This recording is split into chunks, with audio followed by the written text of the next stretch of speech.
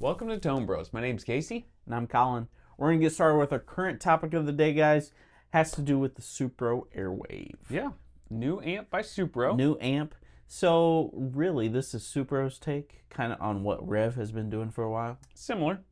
Now, Rev has a Dynamis 25. It's a combo. Joey Landreth just did a new signature amp. Is that the name of it? Dynamis. Dynamico? Dynamis. Okay. It's D. It's a D. D20, You're D25. thinking D20 the head. That's Yeah. different. There's a D25 Dynamis combo. Okay. Yeah. I'm with you now. I'm with you. And it's pretty much like that. Yeah. So it has reverb similar to the Dynamis, this new Supro Airwave, by the way. It has a boost function. It has a drive function. It's got the 2 notes in there. It's got a bunch of Supro type cabs, simulators on it, and it's like $1,500. It's really not bad. No, it's not bad. And it's so cool looking. It's awesome looking. I could see where It looks retro. I could see where people would look at it and think, no, it's not for me. Yeah. But I kind of like it. I think it's cool. It fits Supro's, look. Yeah. Did you notice the Airwave on the top panel? It aligns with the knobs. I did notice that. Yeah. Yeah. I don't know why, but I like that. Yeah. I think it looks great. I think it looks vintage, but still modern, like a step in modern too at the same time. And it obviously has modern features. Right. I listened to some of it. I thought it was cool sounding. I thought it was, we all know that cabinets and speakers will make a huge difference in the sounds. Mm-hmm. But times like whenever you can flip a switch and switch between all those IRs, and you can really hear the difference in real time, that's whenever you realize how much of a difference it can really make. Right. A lot of the videos right now are showing the direct sound. Yep. Because, that's kind of what it's made for. I am curious how it sounds in person, though. Yeah. Like, how it actually... I'm sure it's great. Yeah. I very rarely have I ever played a Supro amp and thought, I'm not really into it. At least, even the little Supro that Phil X plays, that really small one, it sounds great as it is. Mm-hmm. It's a unique sound, Yeah, it's different. But it's great. not a Marshall sound. No. It's not a Vox sound. It's like a Fender Pro Junior or something like that. It's not going to fill up the whole room with sound necessarily. But for recording, for things like that, it's amazing. Right. I just like how it has all those different cabs in there because you can make it sound a lot different. Yep. And it's an all-in-one thing. You got a combo. Like this is I made a joke about it's the new Blues Junior to another amp. I feel like this could be that same thing. It's like the new Blues Junior. It can do anything you need it to. 25 watts. You can plug direct in. I don't like that comparison at all. But I understand what you're saying. Yeah, it's an all-in-one type of thing. Yeah, it is pretty all-in-one.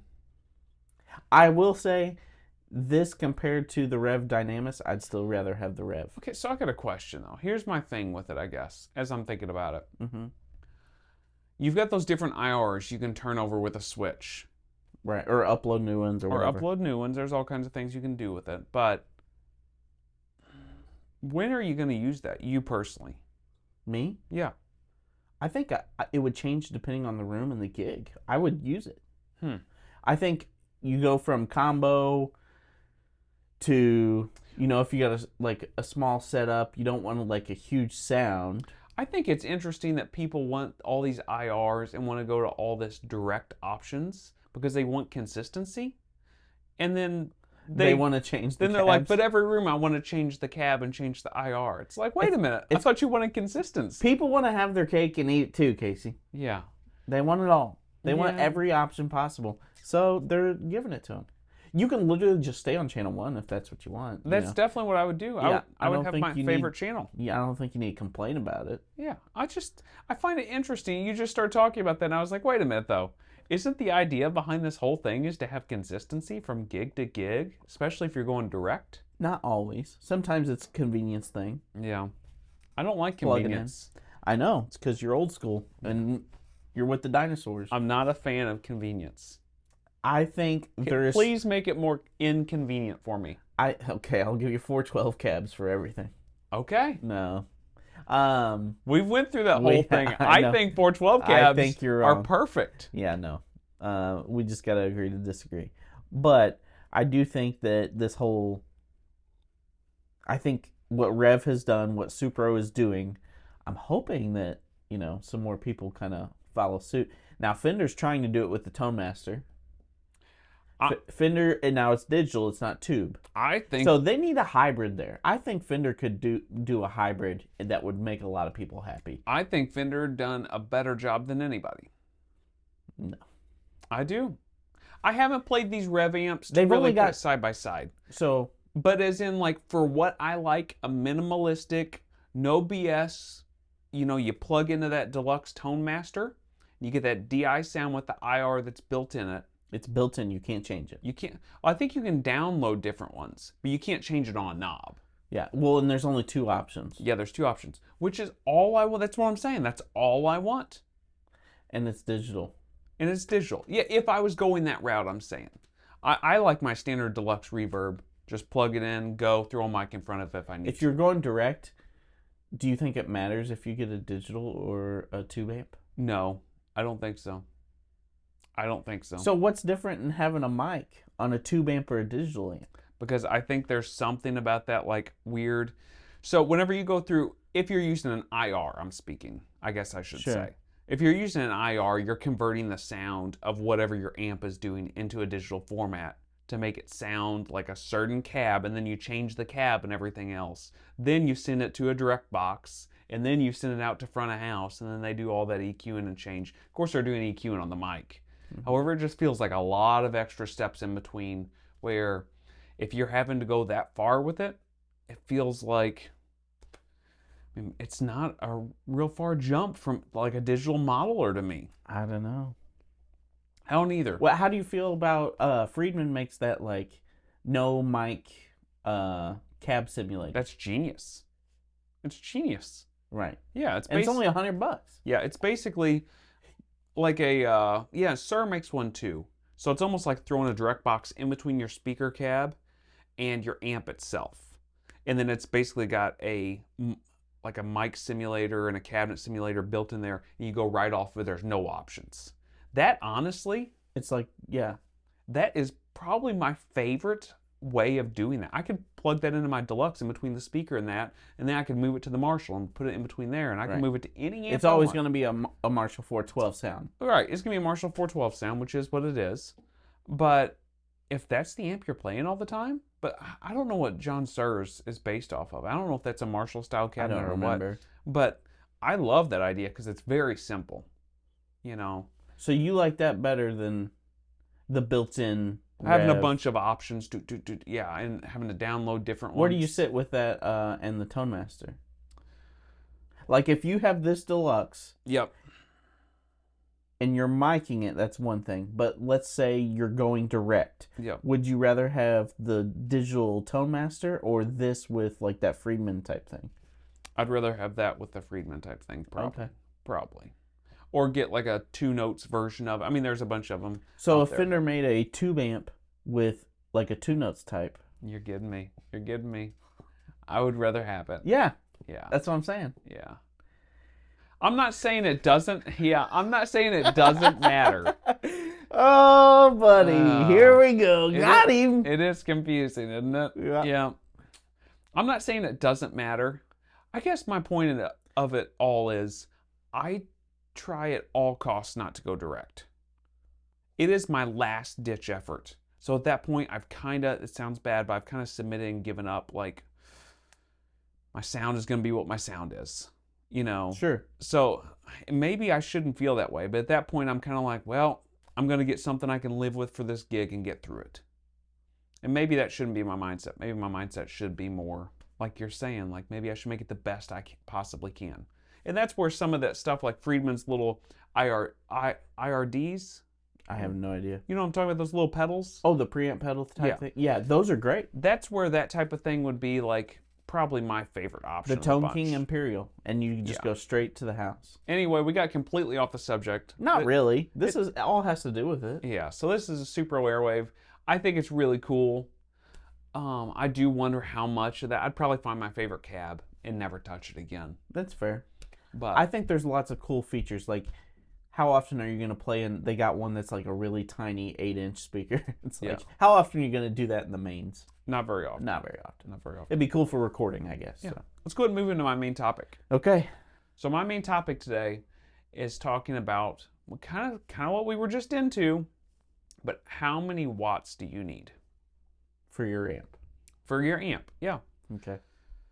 We have went through a large amount of amps in many different environments and different gigs at this point, and we still fight with how many watts do I need to bring to this gig? How many watts should I bring? Mm-hmm. And what's going to do the job? So you recently went and played, and you took your Princeton, Mm-hmm. and had been the perfect environment previously. Mm-hmm. You take your Princeton, you got another guitar player showing up now with a bigger amp than you normally played with, Mm-hmm. and all of a sudden your clean headroom was gone. Completely. Your clean headroom was gone. So how many watts do you think you need, generally speaking? Do you change it to what gig you're playing? How many guitar players there is? How do you look at that? How many watts you need? I have an answer that's going to really make people mad. Yeah, I think I do too. Depends on the amp. Okay. Because we all know Dr. Z watts, you do not treat them the same as Fender watts. Yeah, or solid state Randall watts. Well, I mean, that's very different. Yeah. Yeah. So a 50-watt solid state amp to a 2 amp is going to be a lot different. Yeah. So, I mean, looking at the Princeton example, right? So I played just a practice, and the Princeton was perfect for practice. It was, I mean, the drummer isn't super loud, so we were able to make it work, and it sounded good. I had it on about like 4 or 5, and it was great. I bring my Tweed, and it is, I mean, granted, it's all volume till about 3. How many watts is that Tweed? Same, 12. Yep. Princeton and a Tweed, 12 watts. Guess what? That Tweed works every single time. Oh. Okay. Every single time. You've struggled with it. I have struggled with it because I can't open it up much. Yeah, that's what I mean. Yeah. I can't open it up much sometimes. However, the Princeton, you're not guaranteed to have the headroom. You're not guaranteed to be heard in the mix. Whereas the Tweed, I'm always heard in the mix. As far as what I do. Granted, it's not going to work for everybody. But it's still 12 watts. So I think 12 watts is I think wattage doesn't really equate to the headroom of the amp and what that true wattage ends up being, or dB ends up being. Because Dr. Z watts, you should not treat them the same. Those are completely different too. Yeah. I know. You're going to have a Dr. Z probably like 3 watt, and it's going to be loud enough. Yep. So I think it depends on your amp.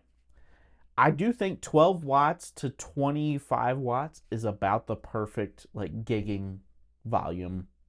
Like if you're going to shop for amps, anywhere from 12 watts to 25. I think that would be fine. Tube amp. Tube amp, yeah. If you're going the digital route and it's more solid state, typically you want between 50 and 100. Yeah, probably closer to 100. Right. So really just depends on what you're going for, but I don't think you can like pigeonhole a certain wattage. I think if you need a lot of clean headroom, obviously you want the higher wattage, like the 25.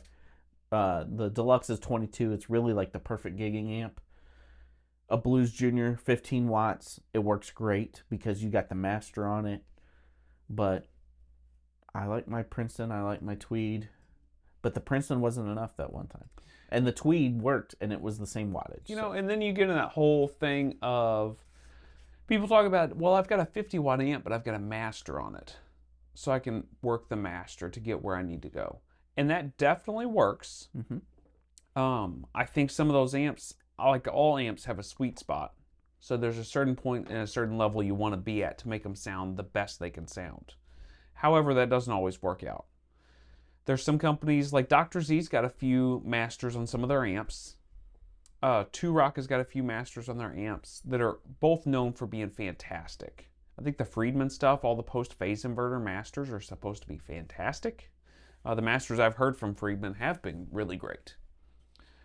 I think I always lean towards more wattage. I'm more happy. Even if I have to keep my volume lower.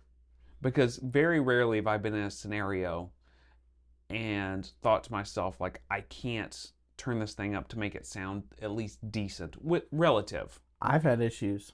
Right, you have had issues, but on much more scenarios, I've had issues of I don't have enough clean headroom, and I'm not getting out in the mix, and that is way worse for me mentally than what it is like having to tame a wild beast of an amp. If that makes sense.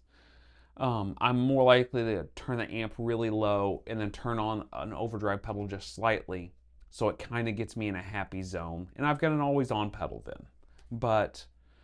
It is difficult to pick an amp. I do think you're right. I think somewhere in that, like, deluxe reverbs are renowned for being great gigging amps for a reason. Mm-hmm. Tweed Deluxes are known for being great gigging amps for a reason. I think Princeton's are great for, like, smaller gig stuff. It's perfect.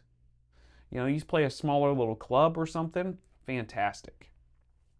But I think it gets tough sometimes because... yeah, we've got silent stages and stuff going on now, and then we go to a stage that's not silent, and you're kind of like, you're kind of stuck figuring out how many watts you really need to bring. Well, that was my problem. Is I went to a silent stage because no one played amps besides the bass player. Yeah. And I would bring my Tweed Deluxe, and I was too loud. I mean, I couldn't even turn it to 2. It was on like 1.5. And that's when you moved to the Princeton. It became sterile. So I did find like a cheat, and I jumpered the channels. Yeah. And I got some of that bass in back, so it wasn't as sterile. So I did find a cheat to it, but it was really dependent on the gig. So I decided to get a Princeton, so it'd be a little quieter. I still would have a good sound. But then now we've switched over to having another guitar player that plays an amp on stage, and the Princeton just doesn't cut it. Yeah. Yeah. So. How many watts? It really depends on your band. Mm-hmm. It depends on what kind of venues you're playing. Sometimes just the cabinet size alone can help you. That's a whole nother thing is maybe it's not how many watts the amp is. Maybe it's the sensitivity and how efficient your speaker is. I was about to say speakers plays a big part in That's a huge part of it too that people don't put in consideration. Another thing is if you've got an amp that's lower wattage and you can't get it quite loud enough to do the business, you can always throw a mic in front of it. You know, you can mic it up a lot of times. That's always an option too. And then if you've got a bigger amp where it's really loud, maybe don't mic it up where you normally mic it up and just try to use some ambient sounds. If it's a smaller place, obviously if you're playing a bigger gig, that's not going to work out. Right. But how many watts do you need? For me, I feel like I at least need 15 2 amp watts, and I probably need closer to 20 to feel comfortable. And 15, I guess 12 is kind of in the same ballpark. You know, to me, 12 and 15 watts tube amp wise. Above 10. Is about the same. Yeah, above 10 watts. And yeah, 12 Tweed watts is much different than Blackface. And 12 watts. And same way with the Dr. Z stuff. Well, you got to think the EQ structures are different. With the Tweed, it'll cut through more. You know, a Blackface 12 watt is going to be a little more scoop. So you just got to take all that into consideration too. So how many watts would you say is perfect for you? 18. 18. Yeah. That's really specific. I need a Marshall. You need an 18 watt Marshall. Yeah. That's what it comes down to. I need an 18 watt Marshall. There you go. Okay, let's go ahead and move on then. Let's move to gas or pass. Okay. So this is my gas or pass today. I want to talk to you about this. I mentioned this to you the other day, and you looked at it, and I forgot exactly what you said, but it was along the lines of it looks really confusing. So don't hate me, but I think I said that looks dumb. You might have said it looks dumb. I want to talk to you about it a little bit more and try to explain my side of things. Okay, well, first... It is the Free the Tone Future Factory. Mm-hmm. So it's $400. It's the delay. It is based roughly on a 2290.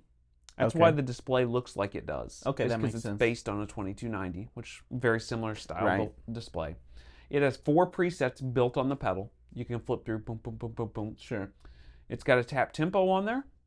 If you hook it up to MIDI, or even one of those like small little MIDI foot switches, you can scroll up and down the presets for 128 presets, which is That's a lot. pretty nice. That's a lot. Probably 4 presets I use a few presets in my Halo for my small board, and I usually use about 4 presets for a gig. That's what I'm using right now.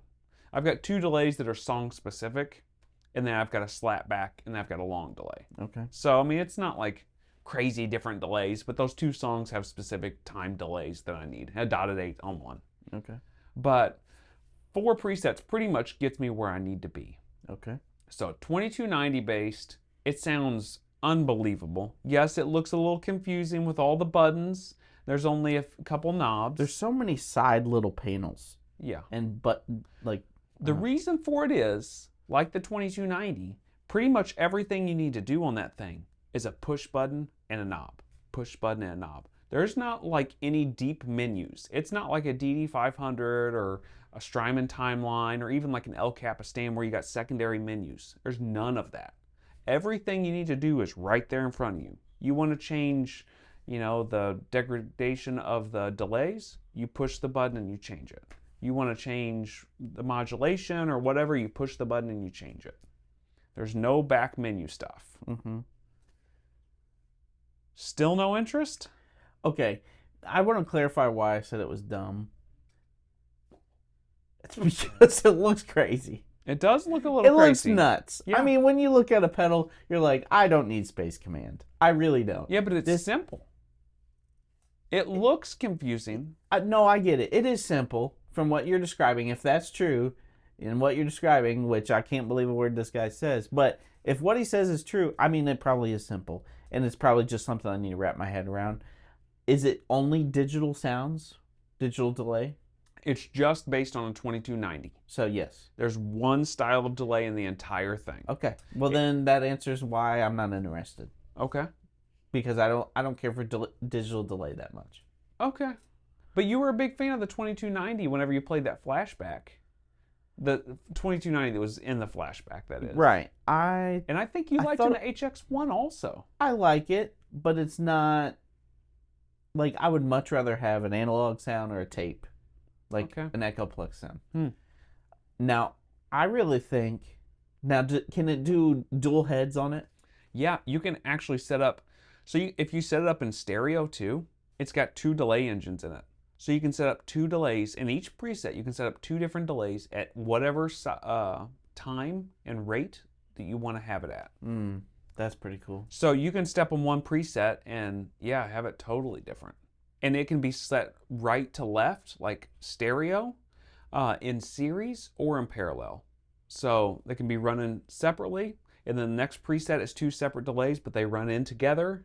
And the next preset is just one single mono delay. See, I still think that the Strymon Dig is more at my alley. It seems more simplified.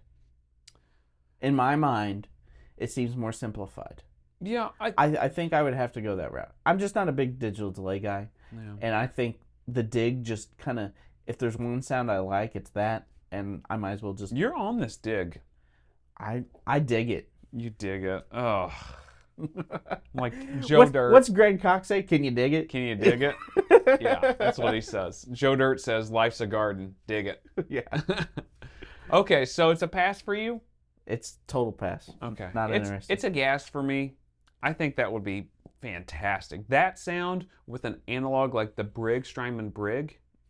That would be a good combo. Those 2 together would do all the work. Yeah, that would be a good combo. Yeah. Okay, well, go ahead and move to your gas or pass. My gas or pass has to do with Gibson's kind of lost guitar.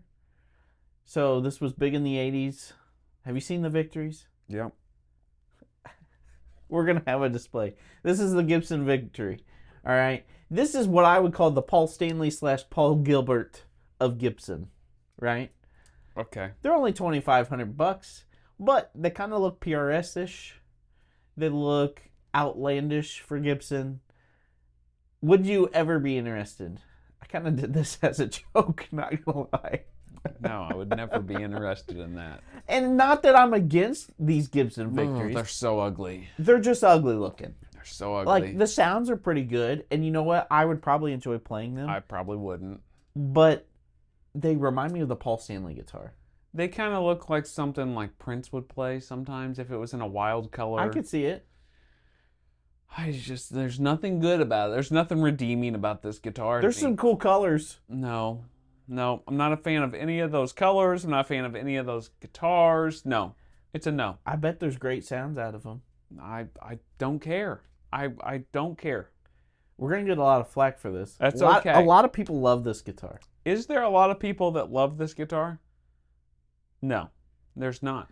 To me, this is... It's the lost guitar. No, it left because nobody was buying them. What was the Gibson guitar with P90s that had the weird horns? Do you remember what that was called? I don't even know what you're talking about, no. Weird horns, had P90s. Gibson just released it like a year or two ago. Huh. Can't remember what it's called. No, I don't have a clue. Tom Bukovac had one. Oh, the Theodore. That's what this kind of reminds me of, but in the opposite. You know what the difference is? The Theodore was something that Ted McCarty helped put together. He decided it was not worthy of putting out, so they didn't put it out. No. Come to find out, they ended up putting it out years and years later. But it was a design he had sketched out, thinking about putting out. I don't think it's a million miles from some of those specials they were putting out in the 50s and 60s and melody makers and stuff. I actually don't mind the look of the Theodore near as much. So I would much rather have a Gibson Victory than that Theodore. Oh, not me. Not me. That Theodore, I think, looks a little ridiculous. Well, it does look a little ridiculous, but it looks way better. No. Nope. Tell us what you think. Are you interested in the Gibson Victory? Because I would much rather have that than the Theodore. Oh my gosh. I would not. Give me the Theodore. So you're passing on the Victory? Yeah, it's the biggest pass ever. Yeah, I'm glad you thought it was a little bit of a joke. A little bit for you.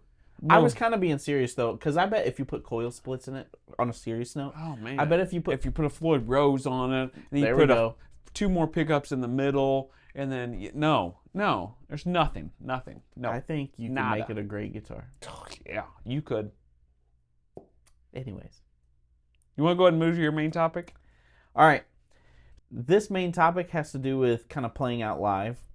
So I would say that when you're playing with one of two things. You're playing either with your head or your heart. Stop. I knew he was going there.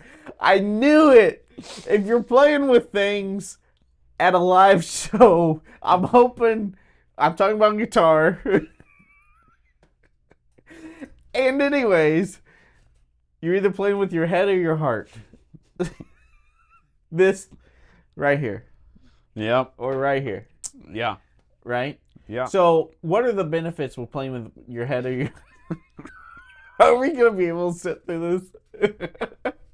All right, I'm going to go into this because you can't talk. All right, playing with your head. All right, so you're thinking of maybe some theory options. You're thinking of some things that you could do technically, or things that you're inspired by that you can throw into your music. With your heart, to me, that's putting all your emotion into it. So I would say, as far as if you're getting a percentage-wise, I try to go 75-25. 75 with my heart. Because I would much rather put emotion into it than technicality. Yeah. But there's some technicality you have to have. Yeah, so the other day, Tom Bukovac was talking, and he was talking about, I forgot exactly how he said it, but he was basically yeah, if you really want to go out there and prove to somebody you're a real guitar player, you go out there, you hit a note, you bend up to whatever note you're wanting to bend up to, you just hold it, zero vibrato, and just stare them down in the eyes. Yeah. And I was like, that's kind of an interesting because it's so simple. Very simple. You bend up to a note, you hold it, you just hang out. And I was thinking about that. I played a gig yesterday. And I was thinking about that yesterday while I was playing. And I was staring some guys in the eyes and just hitting them playing. No. But I was thinking about the simplicity of it. And I was like, I just need to probably play a little bit simpler. And it's going to be more impactful. And just play with your heart. And not be thinking so much about it. And I definitely think that type of mental exercise helps me a ton. Just think simple and just play melodically. With an intention. With a lot act like every note cost you a quarter. You know what I mean? Right. And that type of thing really helps me. Where I struggle with it is if I hit a wrong note, And then you go into default mode. And then I go into A, default mode, and B, I go into my head so much, I'm just like, what do I do? And then I start like, don't screw up, and I get into that mindset for a little bit until I like work my way out of it, 8 bars later or something. But yeah, I do go into default mode. So sometimes I get playing with my heart enough where I screw up, and then like it falls off the rails a little bit. Not that my playing completely falls off the rails, but then I go into default mode. I've hit the reset button, and now I'm playing pentatonic blues again. Right, exactly. And then I'm like, oh, that sucks too. Right.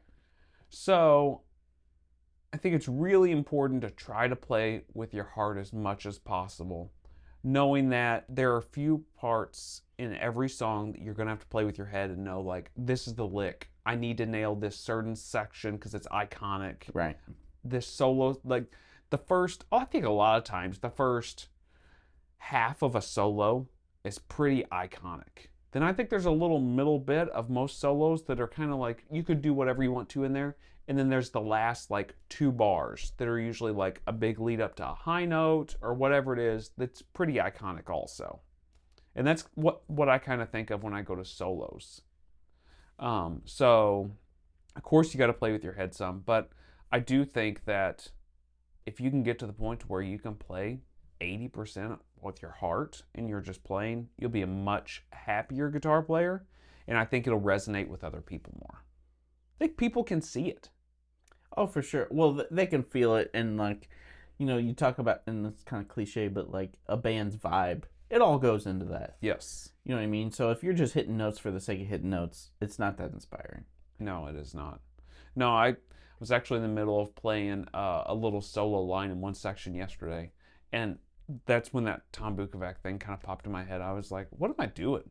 Like, hold on for a second and let's really concentrate on these notes and like really milk these notes for everything they've got.